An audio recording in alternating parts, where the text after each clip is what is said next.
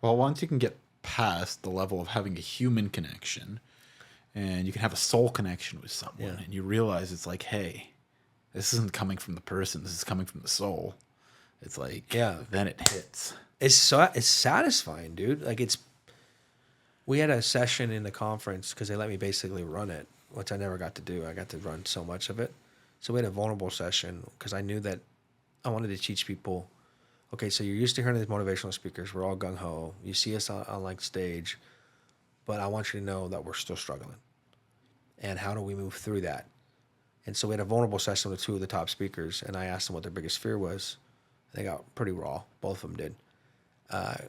Tendency is for them to reframe it and say, well, actually, I don't have a lot of big fears because I get it. I know you know how to coach yourself. I know you know how to reframe your fear. But honestly, what's the deepest one?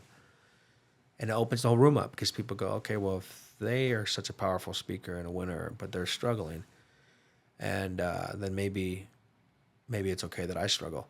And so what I said though is like we all have our moments. It was like even coming to this conference, I was in a bad headspace, and my buddy here who spoke, called me and poured into me for like 3 hours straight because I was just tapped out. And if he didn't pour into me for 3 hours straight, I wouldn't have came here and poured out.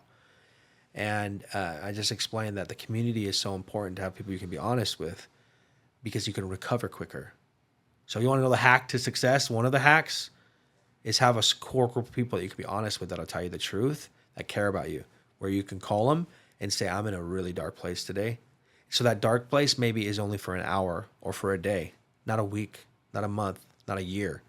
The way it becomes a week, a month, a year is because you're isolating and you're not open, honest, and vulnerable. So we had a session where we said, hey, we're going to take 10 minutes and three people at your table, I want you to tell them your biggest fear. And then at the end of it, after you guys talk, I want you guys to get a set of cell phones and put each other in a group text. Just you're having a hard day. Hey, dude, I'm getting into it with my wife, or I'm having a hard time with my kids, or I'm really stressed about my health, or just something that you can offload into a safe space, and they're not going to judge you, and they can support you, and you can get back on the horse quicker. Coaching can help with that. Obviously, coaching helps with that. But sometimes it's just having a good community of people that that don't just love you because of your performance and your projection of success, that know that you can share the dark stuff with. And what was interesting being on stage is you wouldn't know that's what people were talking about if I just filmed it. I was literally watching people with smiles on their face, with joy, laughter. I was like, oh, people are connecting. Something about being honest with people allows you to feel connection because you're not hiding. And I was like, wow, there's so much connection in this room. This is powerful. And to this day, when people left that conference, I've been at a lot of insurance conferences, just a small conference.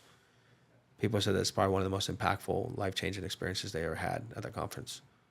And people walked away with like, this is a different conference. Well, it's because of the connection. It's because of the vulnerability. It's because of honesty. What does it feel like to knowing that you can deliver that?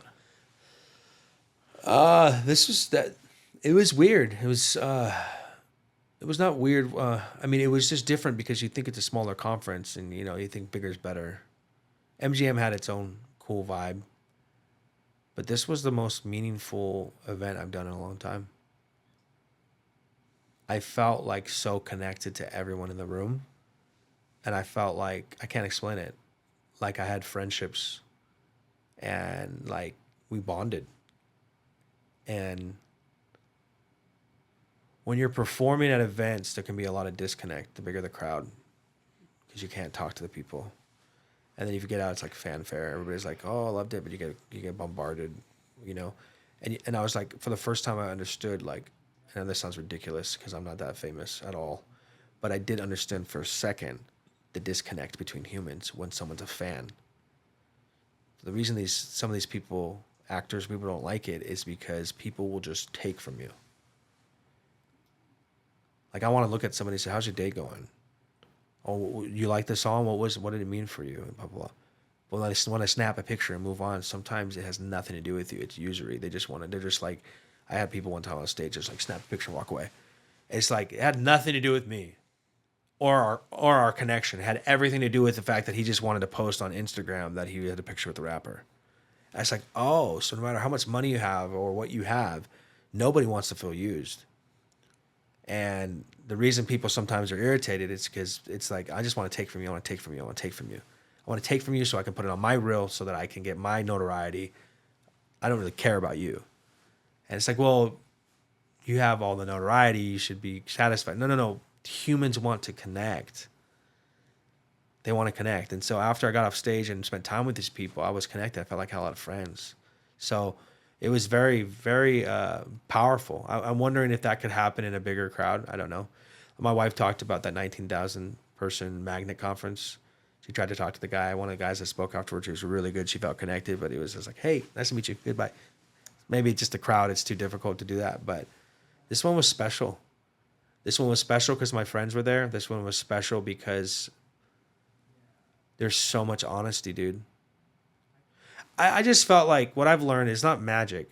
It's just if I am willing to show my nakedness, no, not really, but you know what I mean? I'm willing to get vulnerable. It permissions everyone to get vulnerable.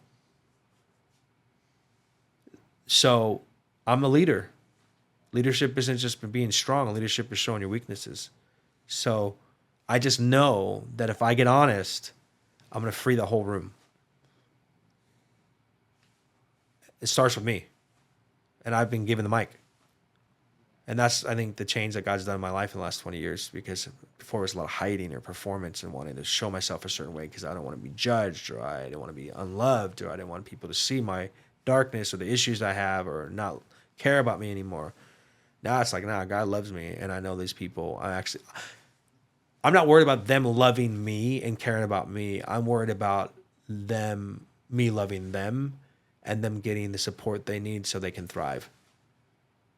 It's beautiful. Does that make sense? And that's why I can be vulnerable. And that's why I can be honest. Because I don't carry your judgment towards me. If I can help 3 people in the room that get free, that's what I was there for. At the end of the day, what matters the most, and has been a big theme for me in my life, is what do you want for someone, Yeah. rather than what do you want from someone. Yeah.